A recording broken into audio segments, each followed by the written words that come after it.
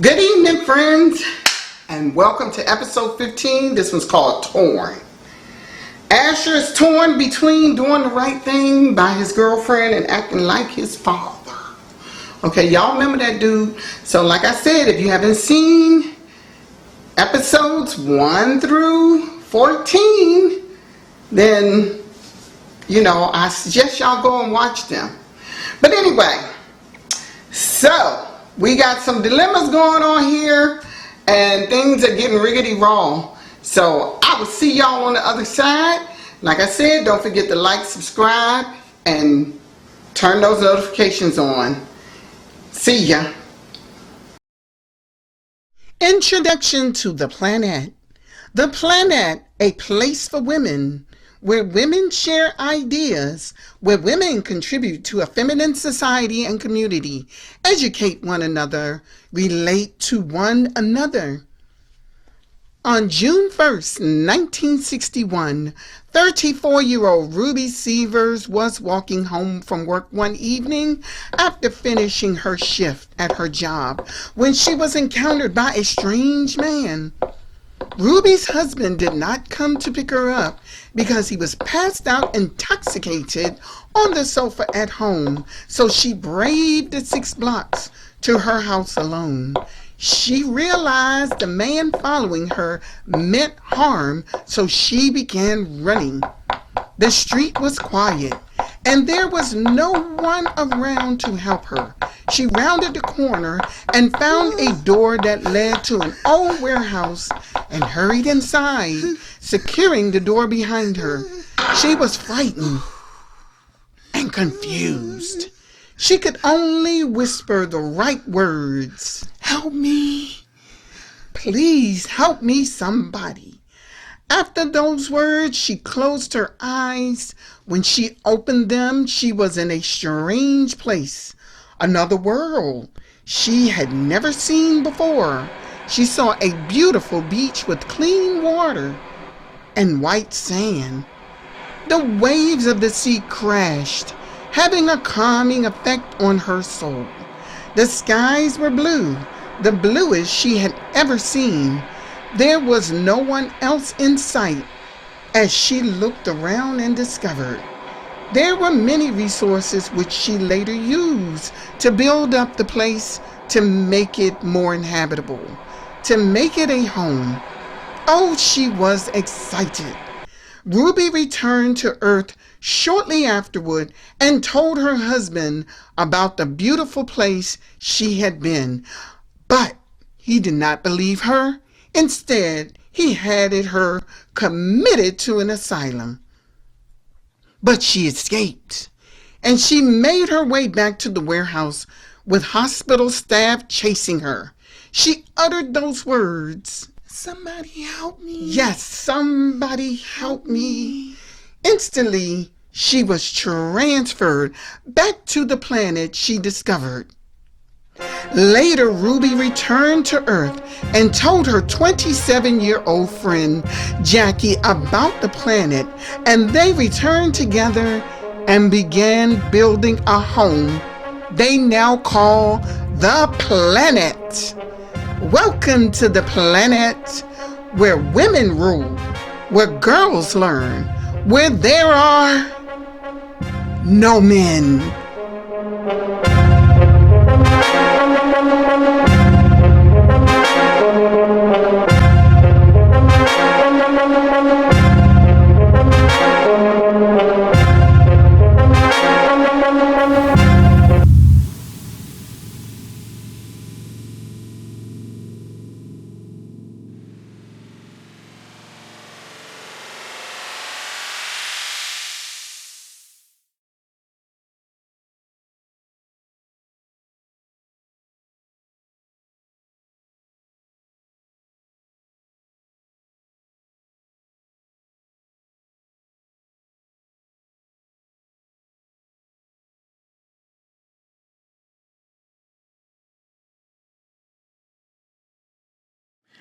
Episode 15, Scene 1. You will not marry a black whore. I don't care if she's pregnant. You barely got a pot to piss in, Harry told his son. Dad, I do love her. That's how your mother trapped me, getting pregnant with you. Asher was confused. He had trouble dealing with his anger, especially when he returned to Earth. His parents had done major emotional damage to him. His mother had forced him to stay on a planet with only women. Once he escaped and returned to Earth, his father was abusive towards him. Love, love, love. You don't know what love is. No, Dad. You don't know what love is. Asher grabbed his jacket and stormed out of the house using the back door. The screen door slammed against the frame. He hopped into the old pickup. Asher! Asher! You get back here!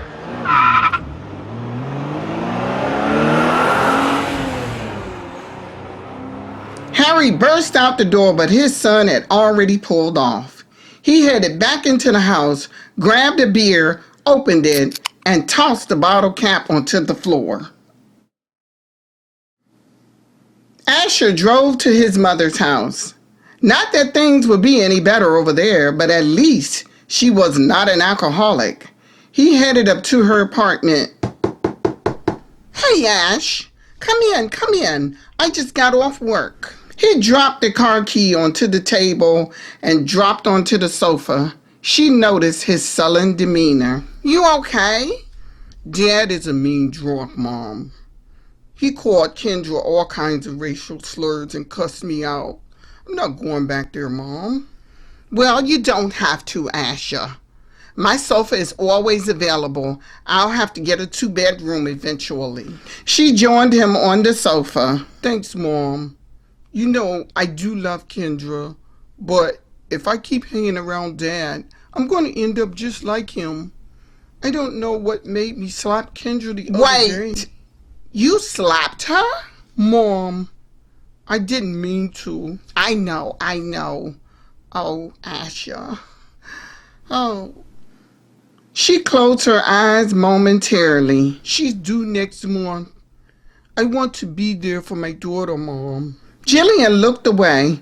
What if Kendra decided to return to the planet because she's having a girl? Are you still going to marry her? You cannot get married in Connecticut unless you're 18. Asher was turning 18 January 2020. Kendra would only be 17 that following April. Don't worry, son. It will work out. Or Jillian hoped it would work out. It was already bad enough that Liz promised to never return to Earth. So having her son and his child would be a joy because she felt she had already lost her daughter. But Asher wasn't so certain. Besides, he wanted to go to college. When he returned to school on Earth, he realized how advanced he was, especially in math and science. So he enrolled in a STEM program. He had a promising future when it came to getting a good job, but he was torn. Episode 15, Scene 2. Dr. Fatima and her team treated the entire family, a mother and 2 of her daughters. They had traveled to Earth over Thanksgiving holiday and returned with a persistent cough, trouble breathing, and loss of appetite. Dr. Fatima looked at the specimen under a microscope she'd taken from each of them. This was unlike any cold or flu she had ever treated. What's the diagnosis? One of her young doctors asked. This is unlike any virus I've ever seen. It's deadly. She showed the image on a large screen. See these spikes around the edges? Several young doctors were in the room and they observed her findings. That means the virus is highly contagious.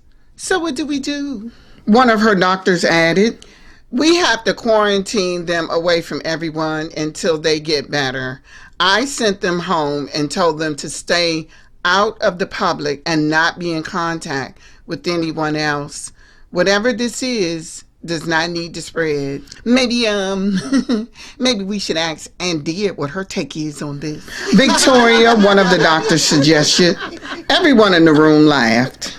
Yeah, as if she would know. We do what we do based on pure fact and medicine. We don't look to psychics to predict anything for us. Dr. Fatima didn't like the doctor's arrogance. And Michelle, what makes you call Andia a psychic? I don't know.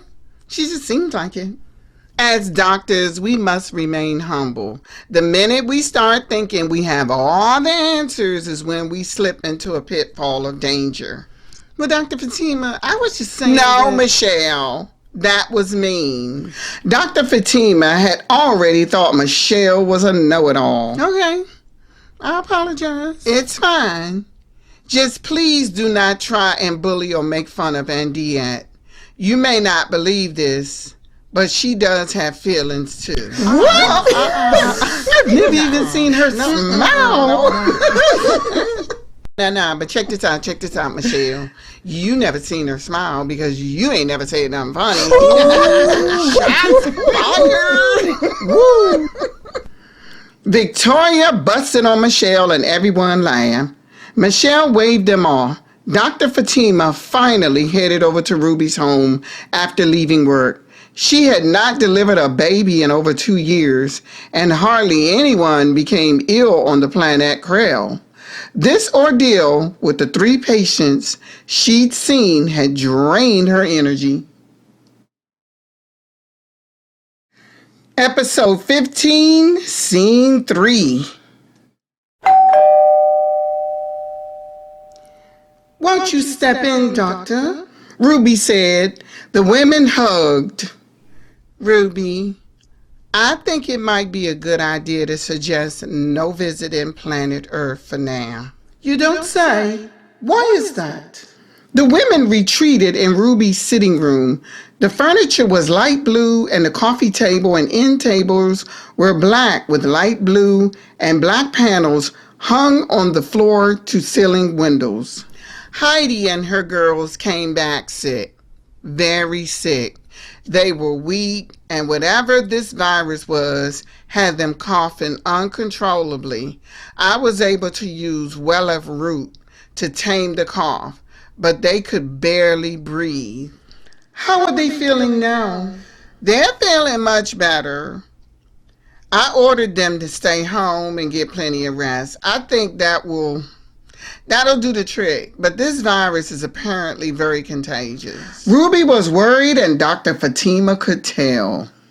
You might want to run this by Andia, see what her take is on this, maybe. Well, can she come by your lab and take a look at your slide? Well, sure, that will work. Andia was always working on something new. Ruby appreciated her innovative drive and contribution to the Planette. Right now, she was in her lab studio working on a 46-passenger vehicle that could be used for ground transportation for women to use whenever they had to travel to Sisterville, the capital city, for their meetings and events. This would minimize the number of vehicles on the road. The Planette was growing, and they had to grow with the times. Things were no longer as simplified. Having Andiat is indeed an asset, Miss Ruby. Indeed, yes. And she is. Hey, do you want some berry cake? You know I love berry cake. Did Andiat make it? Yes. And she makes it anytime I want some. I tried to make it, but it turned out nothing like hers. It was a disaster. Okay, and let me have some of that shelling tea with it. Dr. Fatima said as she joined Ruby in the kitchen. She took off her jacket and hung it on the back of the high stool before hopping onto the stool. She watched Ruby move around the kitchen. Miss Ruby. Yes, Doc. Ruby set her saucer in front of her containing the berry cake while she poured her a glass of shelling tea. I'm a little worried. And I know you are too. We have some lovely sisters on the Planette, but they can be strong-willed, Ordering them to stay from Earth during the holidays is going to be tough. Yes, we'll have a meeting in the morning with the others on the board and figure out a way to break this gently to our citizens. Okay, sounds good. Episode 15, Scene 4. Asher stopped by Kendra's house, but he knew he was not welcome to step inside.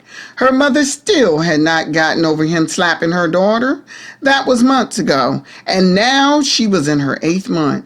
Kendra went outside to talk to him, and they took a walk. You know I love you, Kendra. I always have. Way back when I was on the Planette. Let me ask you something. How come you never came out? Came out and told everyone what the deal was? My mother didn't want me to. Back then, I did everything she told me to do. Yeah, but you finally got out, though. Kendra, I have to be who I am. I'm not a girl. Yeah, I know. I feel really bad that had to happen, Asher. Me too. So, will I see you tomorrow?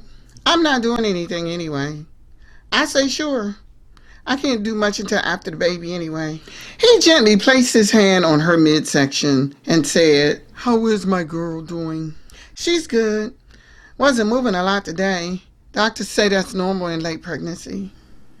He walked her to her home, kissed her goodnight, and she headed into the house. She was feeling good about their relationship. But it was cut short when she entered the apartment. Her mother had been waiting for her, and their bags were packed. Next to her mother stood Andiet, Dr. Fatima, and Jackie. What's going on, Mom? Kendra, we are leaving. Mom, we can't leave. I'm due next month. You have no choice. Andiet, please tell my daughter what is about to happen. Asher has high levels of testosterone. Andiet, he's a guy, duh. Asher is violent. He will kill you. What are you saying? He's been very gentle with me. Other than that one time when he slapped me, he has never hit me. If a man hits you once, he will strike you again. Jackie stepped forward and told Kendra, Andiet is right. Nearly 3 women are killed in the United States by an intimate partner every single day. Oh, goodness. She sounds like a data storage recorder. Mom, make her shut up. Kendra, this is serious. Andiet is right. This guy's father is an abuser. Stands the reason why he was up there on the planet to begin with. Kendra started crying, and her mother hugged her. Kendra, there are other reasons we have to get off this planet. Health reasons. Something is going on and it's about to really go down. Something like what? Like what? What's going on? We are not sure yet, but we are still working it out. A lot of deaths are sure to come. Andiet said. Then Jackie said, Let's go for now, Kendra. It's not like you cannot come back later. And you can have your baby on the Planette. Dr. Fatima and her team will assure you a safe delivery. She's here now to assure your safe return. What's all that for? What we need all that for? Because we all have our proxy bracelets. You also have 380 pounds of luggage. The group headed to the van where they were driving to the outskirts where Shuttle 2019 waited. The door lifted and everyone boarded it. The pilot lifted and took off. Kendra looked out the window until she could see nothing except stars. This is one of the things she loved about traveling through space. All of the different scenes on the way, especially when they passed Planet Flap, a bright green planet with dark spots on it.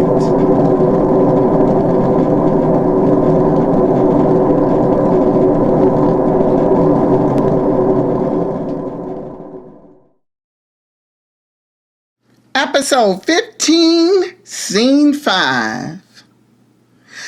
Liz waited in the airfield. As soon as she spotted Shuttle 2019 from afar, she became excited. And Diet had contacted her and told her that Kendra would be returning with them.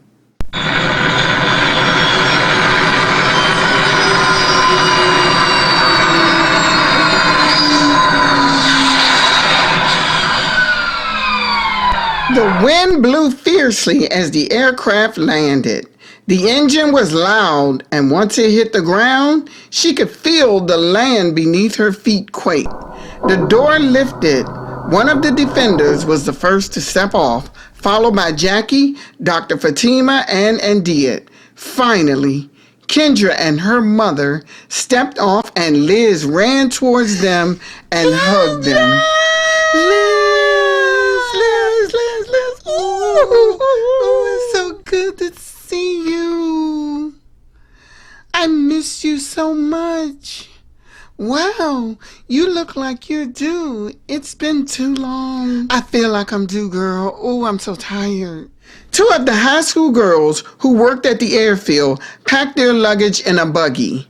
Lena approached her daughter and said, Kendra, we have to get going. You need to get some rest. Okay. I'll talk to you tomorrow, Liz, okay? Ooh. Well, that's cool. Get some rest. And Kendra? Yes. I love you, Kendra. And I missed you. Oh, I missed you too, girl. The girls hugged, and Kendra was off to her home. Episode 15, Scene 6. How in the flying flip are you going to tell people they cannot visit their families during Christmas? Danielle Reed bellowed as they were having their virtual meeting. Sometimes they did not meet in person, and Ruby was happy they were not this time. She wanted to strangle Danielle Reed. She was pushy, confrontational, and liked to stir up drama. Other than that, she was an awesome architect. Now, wait a minute, Danielle. We don't know what's going on. We're just saying this is temporary until we can figure out what is happening. We've had a dozen people return sick. Well, Jackie Payton, don't you think that if something was going on down there, they would tell us? And the president would not be able to keep his mouth shut if something was up. How do you know any of the leaders of these countries would know? Jackie asked. 70 women were on this virtual meeting. Too many of them could be influenced by Danielle. That's what frightened Ruby. Danielle had a lot of pull on the Planette, especially over on the West. Because if they did know, they would likely be reporting it. Oh, goodness, Ruby. You are so far out of touch. Let's try and tone down some of this cantankerous behavior. Jackie piped in. Are you directing that comment at me? I'm directing it to whomever is being cantankerous, Danielle. Well, my word stands. I don't think you should be able to stop people from visiting families during Christmas. This isn't a dictatorship. Besides, you don't allow men here anyway. Fatima had to jump in at that point. Excuse me, Danielle, but the Planette itself rejects testosterone. Oh, whatever. I vote no on the ban to leave the Planette. Ruby had to take a moment. Okay, everyone. Please submit your vote to Dorothy via email by tomorrow afternoon, and we will proceed from there. Episode 15, Scene 7. Jackie stopped by to see Ruby after the meeting. Anytime they had a board meeting, it always left her friend exhausted, especially if they found themselves on opposite sides with Danielle and her 22 followers who could make an impact in decision making. Are you okay, Ruby? Yes, I am fine now.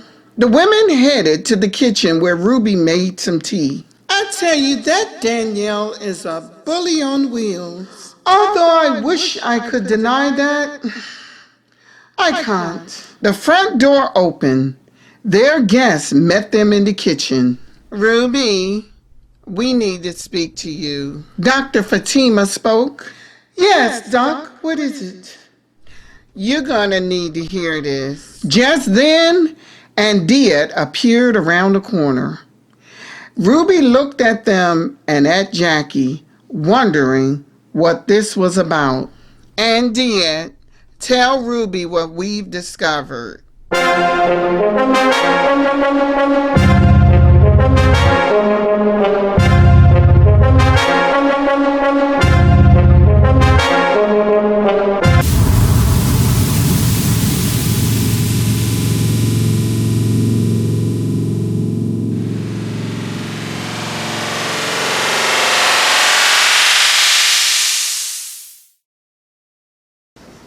Hey everybody, we getting down to the wire, getting ready to finish this season out. Oh, let me slide over a little bit. I was out doing some stuff. But anyway, so it's about to get raw.